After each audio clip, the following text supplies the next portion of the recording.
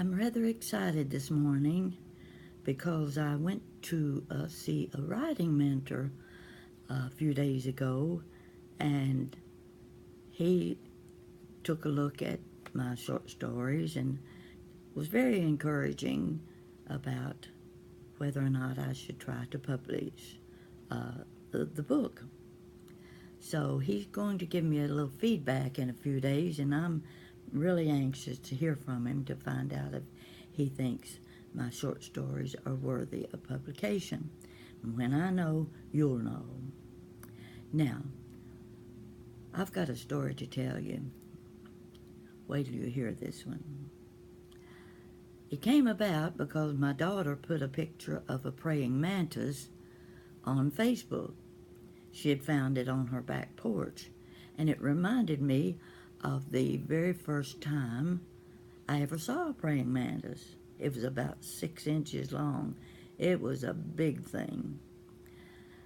Nearly scared the living daylights out of my son, who was 3 years old, and I was backed in a corner thinking it was going to attack us both. I didn't know anything about praying mantis, but there it sat with that head.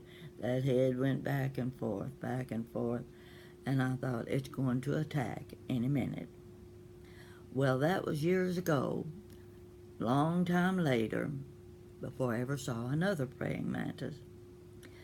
I was in Knoxville, Tennessee, going through an antique mall, and in one of the booths they had the natural items, branches, pine cones, and things like that that you would use for decorating.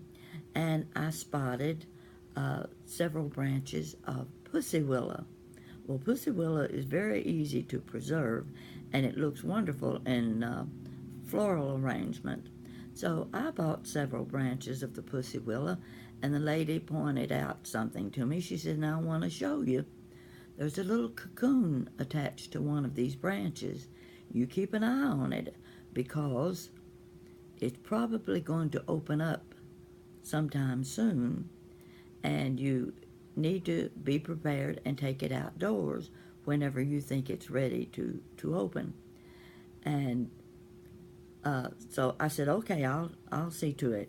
So I went home and I gave the branches of pussy willow to my sister, and she put them in a large crock in front of her fireplace mantel in her kitchen.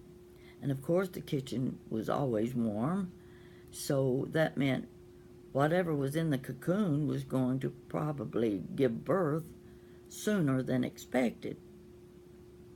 And I explained to her, I said, "Keep an eye on it and take it outside whenever you think it's ready to open." Well, of course, she forgot about it, and I forgot about it, and it was weeks later. And I went by her house for lunch one day, and when I walked in, she was standing there holding her Electrolux sweeper with the big long hose on it, and she looked so haggard, and I said, "What in the world's going on?" She said, "I got up this morning, went in the kitchen to fix breakfast, and you'll never believe what was in my kitchen." She said, "Hundreds and hundreds of baby praying mantis. They looked like little blades of grass. It looked like somebody had mowed the yard and dumped the shavings of grass in the middle of her kitchen floor. Praying mantis were spread from one end of the kitchen to the other on the floor. They were all over her countertop, her kitchen table. They were all over her curtains on the windows, and she'd spent the entire morning trying to get them all up in her sweeper." Well, I couldn't help but laugh, and I said, "Well, do you think you got all of them?" "I don't know. I don't think I'll ever get all of them." I said, "Well, okay. If one morning I hear the fire trucks heading up the hill to your house, I'll know that you woke up this morning and sitting on your pillow was a praying mantis with its head going back and forth, staring you in the face." Well, that's my story for today. So one thing I'll tell you that we didn't know then, she could have sold those praying mantis to the farmers. They love to have them, and you can get good money for them. So if you find any praying mantis running loose, put an ad in the paper. That's my story for today. Thank you.